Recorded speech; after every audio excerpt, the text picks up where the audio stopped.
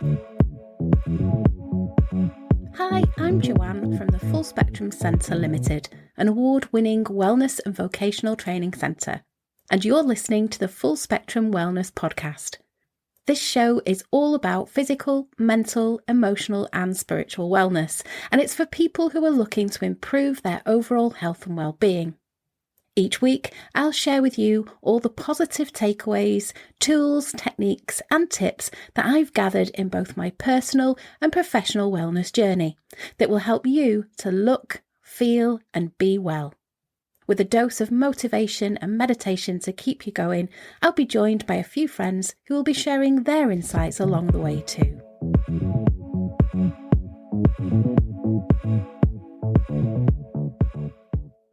Welcome to episode 2 of our Full Spectrum Wellness podcast. I'm so excited to be back here with you for our second episode.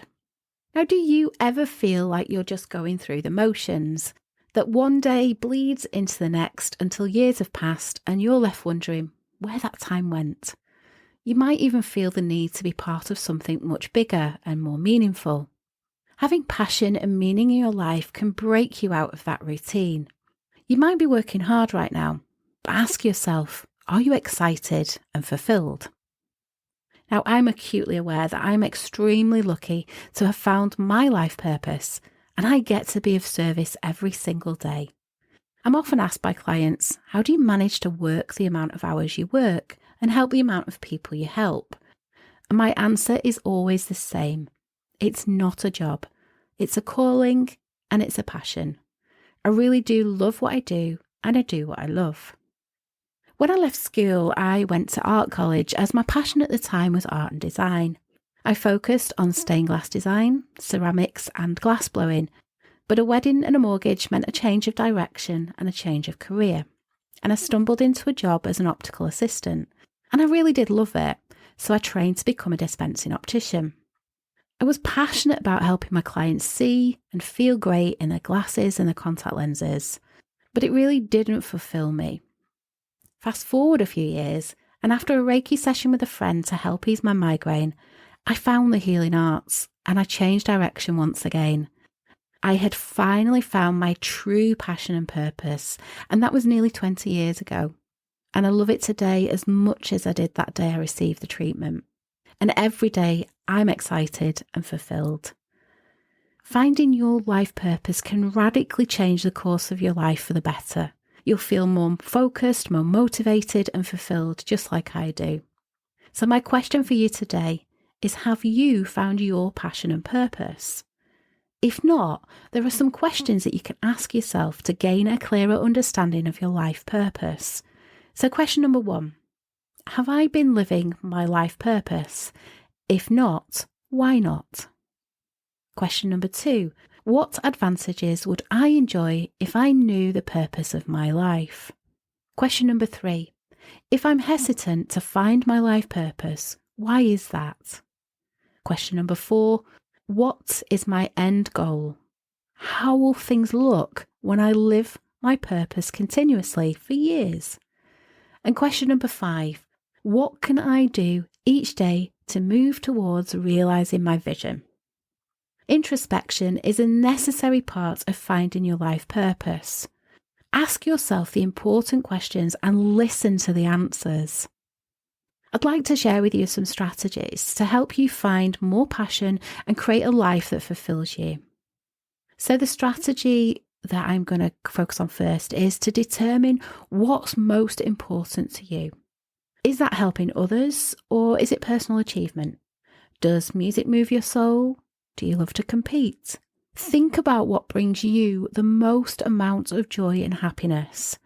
Your passion in life is hidden in there somewhere. You just have to look for it.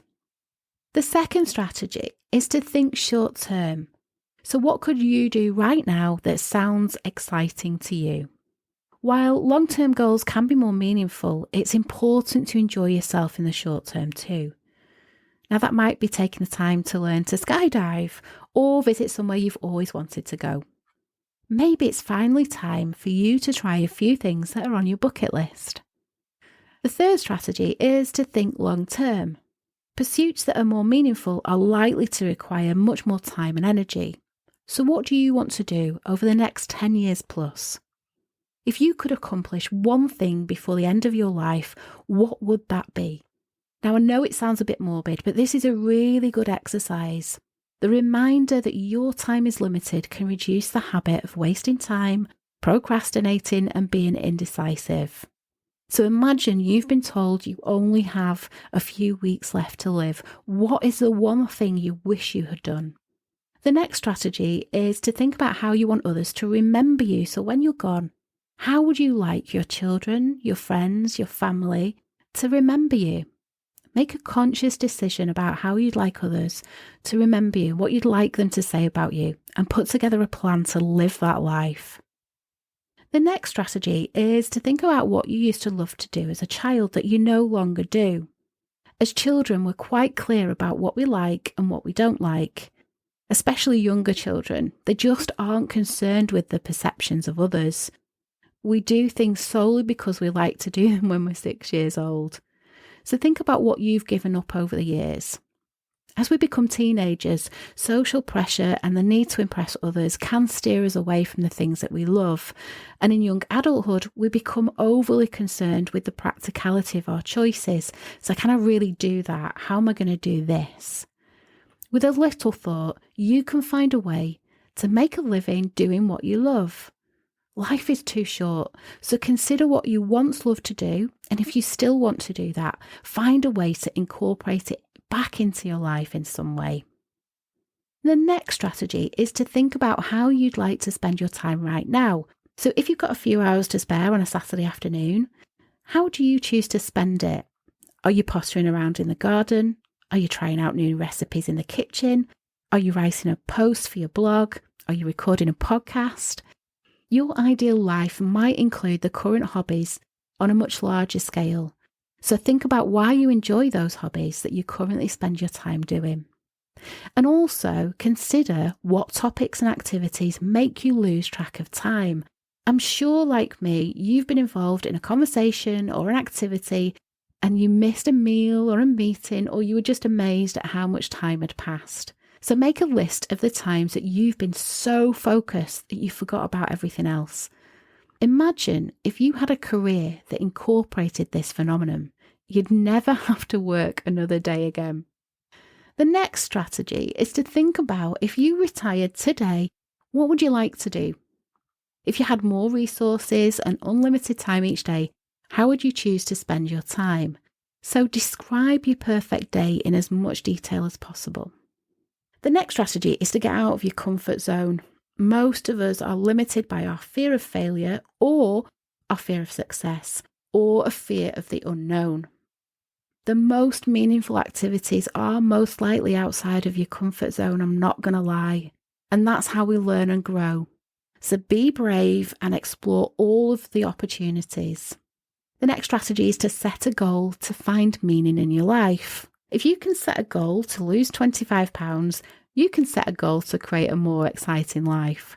So create a goal to find your life's passion.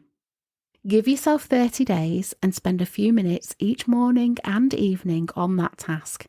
Close your eyes and just listen for the answer. And keep a list and evaluate it at the end of the 30 days. The next strategy is to do something new. If you're stuck in a rut, the easiest way to shake up your thinking is to try a new activity. New experiences help to make each day unique. The next strategy is to think about how you can best serve the world. Of all the challenges that exist in this world, how could you best solve just one of them? True happiness requires contributing something outside of yourself. It's not possible to solve any of the world's problems alone. You'll be forced to work constructively with others. This could be the kind of fulfillment you seek. So make a list of all of the ways that your skills, interests, and talents could benefit the world in a meaningful way. The next strategy is find your purpose through writing. For this exercise, you'll need a sheet of paper and a pen and a quiet place that's free of distractions for about an hour. First of all, empty your mind of any preconceived ideas. Don't limit yourself. The answers we seek often lie in places we never bother to look, so keep an open mind. Write the words, "What is my life purpose?" at the top of the page. This sets the stage and informs your subconscious of your purpose. Write whatever comes to mind. Just write it down. Avoid judging any of your thoughts. Expect that it will take about 15 minutes to rid yourself of this mental clutter. Stick with the process. At some point, you'll want to quit or go and do something else. But there's no reason to be fearful of learning the truth. Just fight through that discomfort. Continue writing until you find it. How will you know? You're probably asking. Well, you'll just know. You may even get a bit tearful. Just keep writing until you're certain that you've found the answer. And go with the answer that provides the greatest emotional response. Most people that attempt this exercise will quit before they reach the end, so be one of the few that completes it. Give it a chance. You've got nothing to lose. My final strategy is to use meditation to reveal your life purpose. And for this, just sit comfortably in a quiet place free of distractions. Your ideal sitting position is one in which you can hold without having to reposition. And a firm, comfortable chair is probably the best option for most people. If you're physically able to sit in lotus position, then do that. The most important thing is to maintain a focus on your breath, feeling that air moving in through the nose and out through the mouth, and continuing to do this for just 10 minutes. Maintaining a focus on your breath is much more challenging than you think. Your mind will wander constantly. There's no cure other than practice. And ask yourself, why am I here? What is the purpose in life? Then simply relax and listen to the answers your higher self provides. As with the writing exercise, you might get any number of nonsensical answers at first. Just keep with it. Repeat this process every day. It might take a while to discover the answer. Meditate on a regular schedule and continue to ask yourself the appropriate questions. Continue the process until you receive an answer that makes intuitive sense to you. It will simply feel right. It will resonate. Humans have been searching for the meaning of life for millennia. Whilst there is no universal answer, it is possible to find meaning in your own life. Avoid allowing your life to pass by without fully living it. Set a few goals and experience life outside of your comfort zone. Find your purpose and passion and reclaim your life. I want to leave you today with a simple affirmation.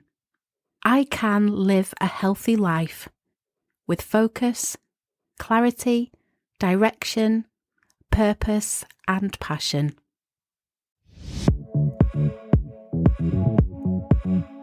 Thanks for listening to this week's episode. I hope you found the discussion and the tips covered really helpful.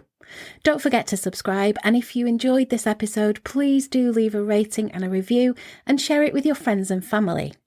Pop along to our website at thefullspectrumcentrelimited.com and join our self-care and wellness newsletter club. You'll receive our free 55-page printable self-care guide and workbook. Well, that's all for this episode, but I really look forward to seeing you next week. Take care and bye for now.